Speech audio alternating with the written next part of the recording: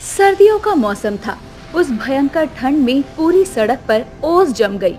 ऐसे में भी गरीब सीता चूल्हा जलाए आते जाते लोगों को आवाज लगाती है, आओ आओ साहब जी, गर्मा गर्म चूल्हे की मोटी रोटी खाओ। पता नहीं लोगों को क्या हो गया है। पहले तक तो मुझ गरीब की मोटी रोटी बड़े शौक से खाती थी, मगर अब तो कोई भी मुझ गरीब की बनाई रोटी पूछता तक नहीं। ऐसे घर का दाना पानी कैसे चलेगा। ये कहानी है सीता की जिंदगी की, जो कि बड़ी दुख भरी और गरीबी में गुजरी थी। तकरीबन 2 साल पहले सीता का पति कैंसर की बीमारी से लड़ते हुए इलाज न मिल पाने की वजह से मर गया। जैसे तैसे अपने बच्चों को लेकर सीता कमाने खाने शहर आ गई और बस्ती में रहकर रोटी बनाकर बेचने लगी। मगर आजकल दिन भर के बाद भी वो अपने बच्चों को नमक रोटी के सिवा दाल सब्जी खाने का सुख तक नहीं दे पाती थी। सुबह से रात बीत गई, आज एक भी रोटी नहीं बिकी। सोचा था थोड़े पैसे आएंगे तो दाल खरीद लूंगी, रोज नमक से रोटी खाते हैं मेरे बच्चे। फिर सीता बस्ती आ जाती है, जहां उसकी मकान मालकिन शांता बोलती है, सीता ला दे मेरा किराया, पिछले 6 महीने से तूने खोली का भाड़ा नहीं दिया है। जानती हूँ शांता ताई, मगर मैं बहुत जल्द आपकी पाई पाई चुका दूंगी। देख सीता, तुझे मैं 15 दिन देती हूँ, या तो मुझे मेरे पूरे पैसे दे दे या तो खोली खाली कर। मैंने तो तेरे 2 बच्चों को देखकर तुझ पर दया कर दी और तुझे यहाँ रहने दिया, मगर भलाई का तो जमाना ही नहीं बचा है। राम रे राम। शांता बेचारी गरीब सीता को 4 बातें सुनाकर चली जाती है। उस दिन चिंता से सीता सो भी नहीं पाती। अगर 15 दिन के अंदर 6 महीने का किराया नहीं भरा तो मेरे बच्चों के सर पे से ये छत भी छिन जाएगी। मैं करूँ तो क्या करूँ, मुझे कुछ भी समझ में नहीं आ रहा। सीता सारी रात अपनी गरीबी लाचारी पर बहुत रोती है। देखते ही देखते सुबह हो जाती है। तभी उसका 6 साल का मासूम बेटा राजा बोलता है, माँ, आप काम पर जा रही हो ना, तो मेरे और दादी के लिए आज दाल सब्जी खरीद कर ले आना। अब मुझसे रोज रोज नमक में रोटी नहीं खाई जाती।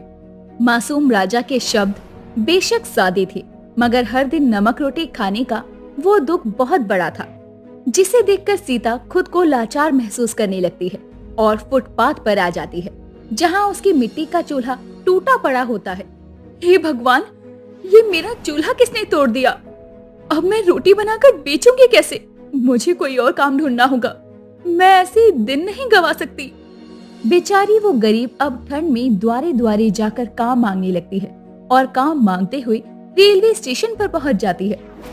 इस रेलवे स्टेशन पर तो कदम कदम पर कितने सारे खाने के ठेले हैं। अब समझ में आया कि मेरी रोटियों की बिक्री एकदम से कैसे घट गई। मगर अगर मैं अपनी रोटियों के साथ दाल और 2 तरह की सब्जी बनाकर बेचूं, तो मेरा व्यापार इस रेलवे स्टेशन पर चल पड़ेगा। और वैसे भी मेरे हाथ के खाने में तो स्वाद भी है, हर कोई पसंद करेगा। मेरा सामान इसलिए नहीं बिक रहा क्योंकि हर कोई रेलवे स्टेशन पर खाना खा रहा है, लेकिन मेरे पास तो इतने पैसे भी नहीं है कि मैं यहाँ पर अपना काम धंधा खोल सकूं। मैं पैसे कहाँ से लाऊं? तभी सीता एक गरीब गर्भवती औरत को मालगाड़ी में स्टेशन पर सामान ढोती हुई देखती है। अब तक तो लगता है कि मैं ही एक गरीब और मजबूर थी, मगर ये दुनिया मुझसे भी ज्यादा दुखियारों से भरी हुई है। अगले 2 दिन तक उस भयंकर ठंड में सीता रेलवे स्टेशन पर सामान ढोती है, जिससे उसके पास कुछ पैसे जुड़ जाते हैं और अगले दिन से वो रेलवे स्टेशन पर दाल सब्जी बनाकर बेचने लगती है। आओ आओ भैया आओ, भाभी आओ, साहब जी आओ, 10 रुपए, मात्र 10 रुपए में गर्मा गर्म दाल सब्जी खाओ।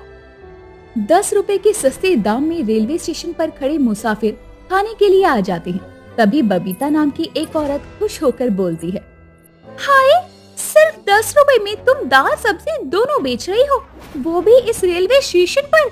इतना सस्ता क्यों? कहीं ये दाल बासी तो नहीं? नहीं बहन जी, आज ही नया व्यापार शुरू किया है इस रेलवे स्टेशन पर। तो ठीक है, जल्दी से एक थाली लगा दो। सीता जल्दी से थाली में दाल सब्जी के साथ गर्मा गर्म चूल्हे की रोटी बनाकर ग्राहकों को देती जाती है। अरे वाह वाह वाह, क्या दाल सब्जी बनाई है तुमने। तुम्हारी इस खाने के साथ तो इंसान बिना भूख के भी 8-10 रोटी तो चटकारे लेकर खा जाए। इतने सस्ते में आजकल रेलवे स्टेशन पर ऐसा बढ़िया खाना मिलता कहाँ है। ये दाल सब्जी तो ओहो हो क्या कहने। ग्राहक को गरीब सीता की दाल सब्जी की तारीफ करते देखकर बगल में छोले चावल का ठेला लगाए खड़ा मोहन जल भुनकर राख हो जाता है। इस औरत को आज से पहले तो मैंने रेलवे स्टेशन पर खाने का ठेला लगाते हुए नहीं देखा।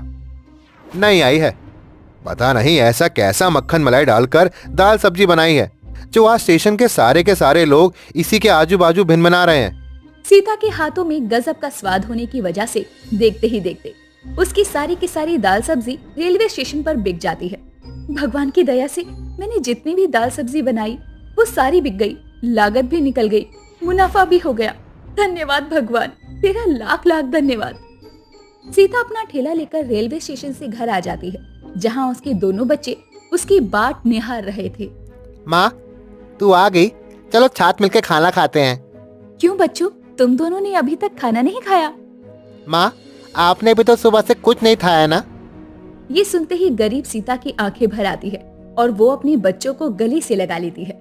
मेरे बच्चों, तुम्हारी माँ तुम दोनों के लिए ही तो इतनी मेहनत कर रही है ताकि तुम्हें अच्छी जिंदगी और एक अच्छा भविष्य दे सके। अगले दिन सीता उस भयंकर ठंड में भी तड़के उठ जाती है और सवेरे सवेरे ही सब्जी मंडी से ताजी भाजी तरकारी खरीद कर लाती है और उन्हें घर में काट के भी रख लेती है।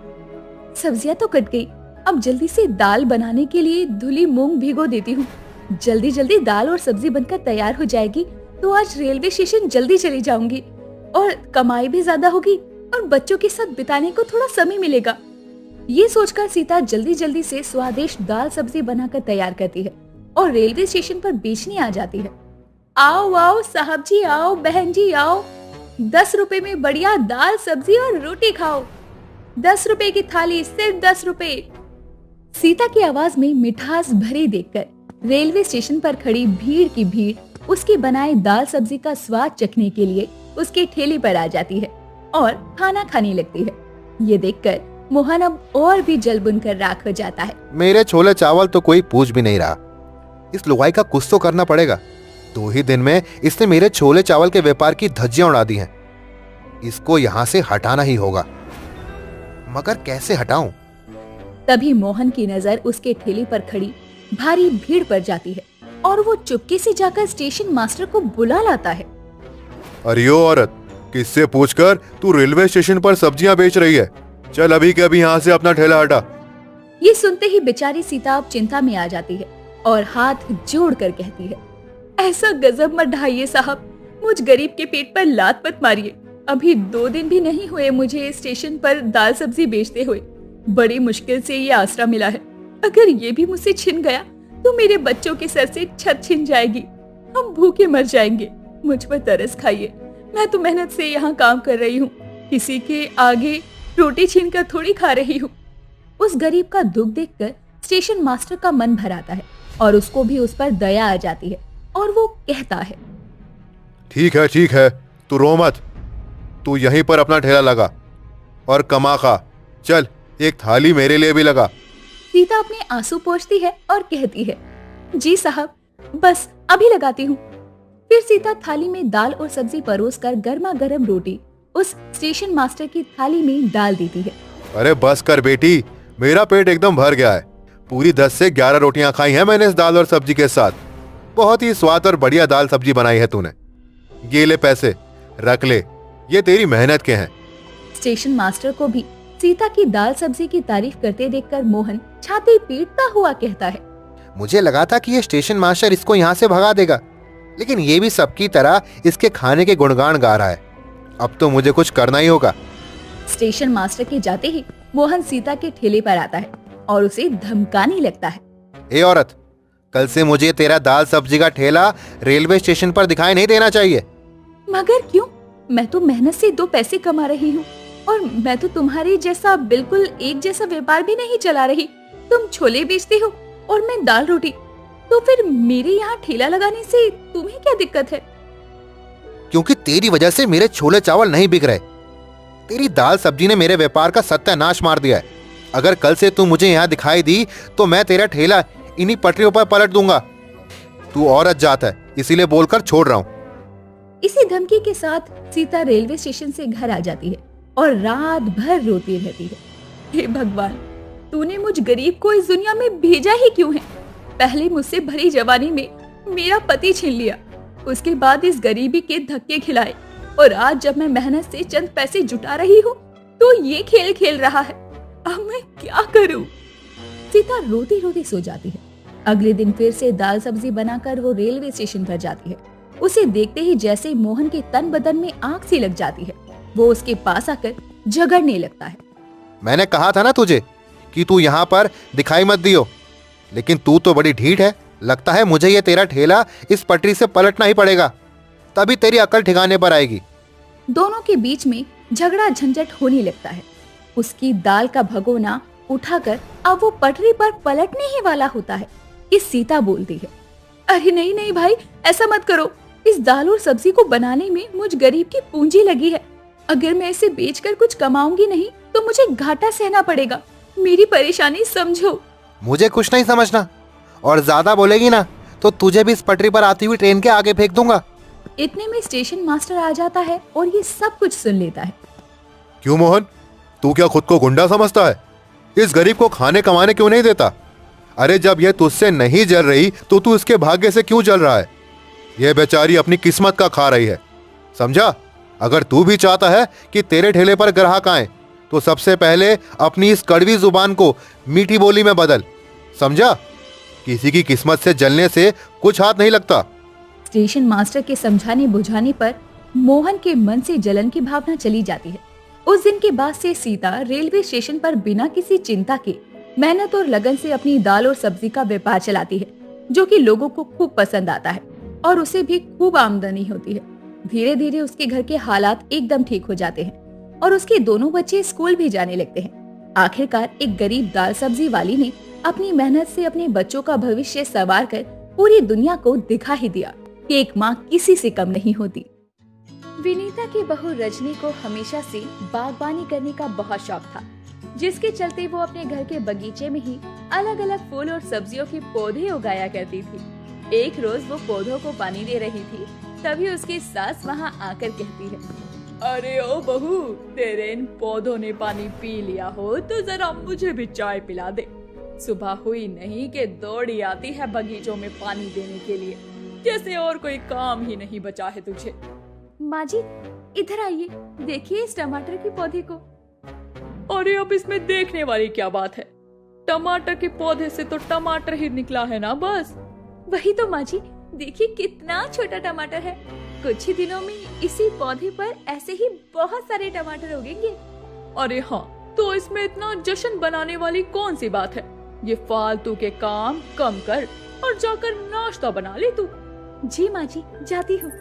अपनी सास के कहने पर रजनी अंदर चली जाती है और विनीता उस टमाटर को तोड़कर वहीं जमीन पर फेंक देती है और उसे पैर से कुचलते हुए कहती है, इन पेड़ पौधों के चक्कर में तो मेरी बहू पगला सी गई है। तंग आ गई हूँ मैं तो इनसे।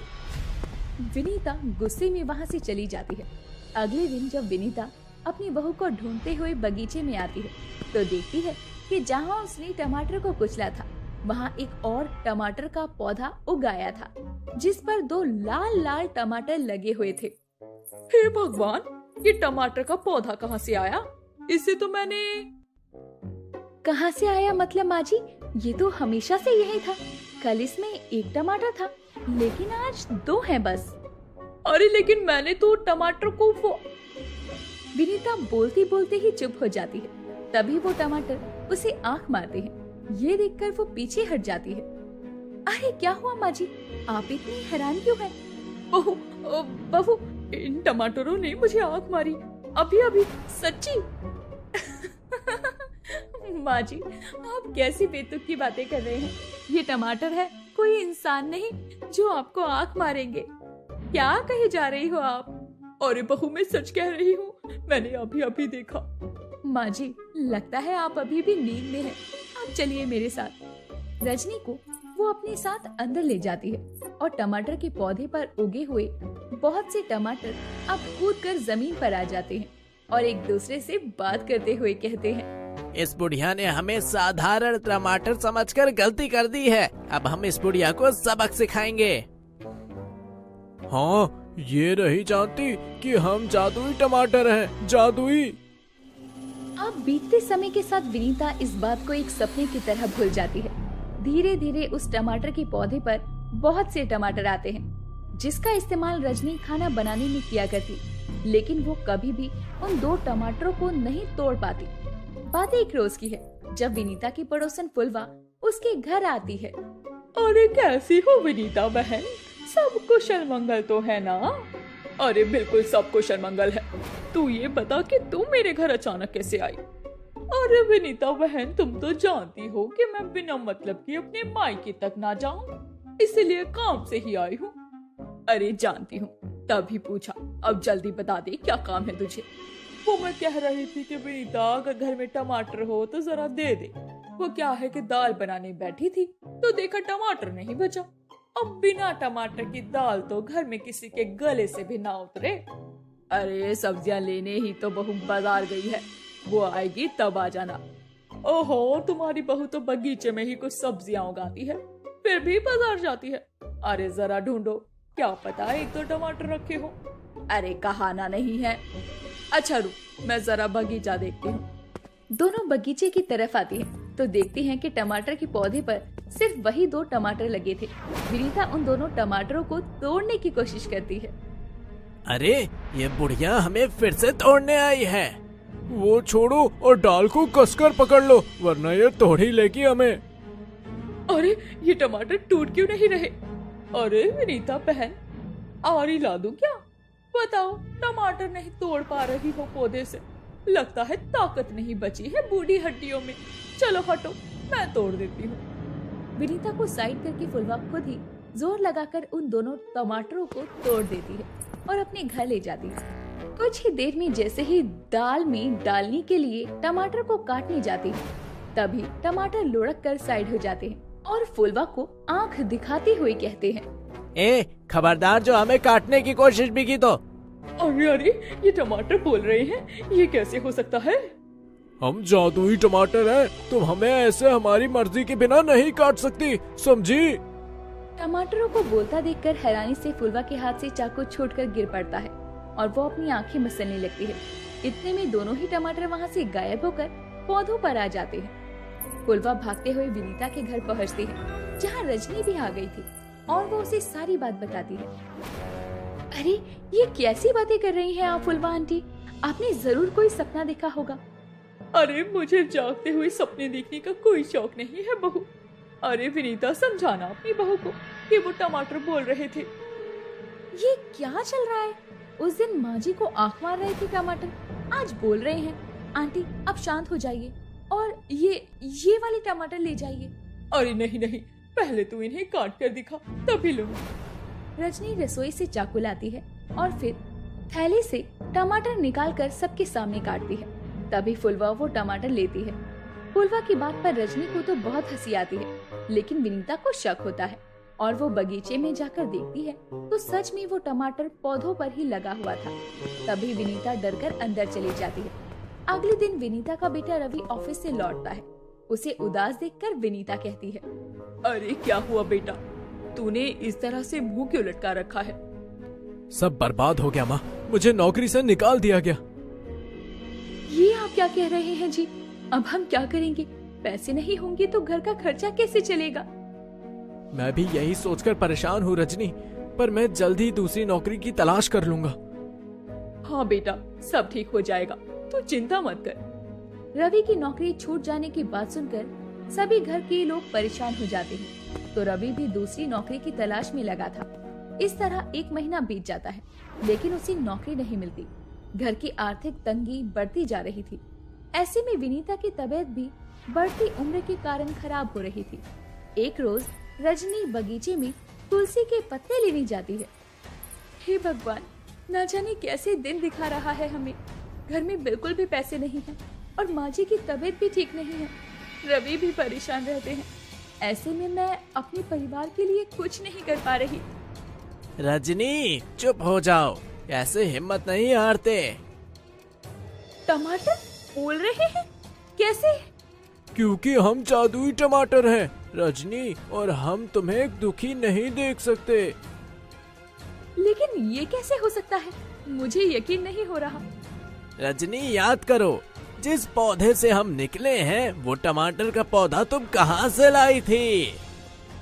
एक रोज सुनसान रास्ते से लौटते हुए रजनी एक बेबस बूढ़े को देखकर उसे पानी पिलाती है और वो उसे आशीर्वाद देते हुए एक छोटा सा टमाटर का पौधा पकड़ा देता है।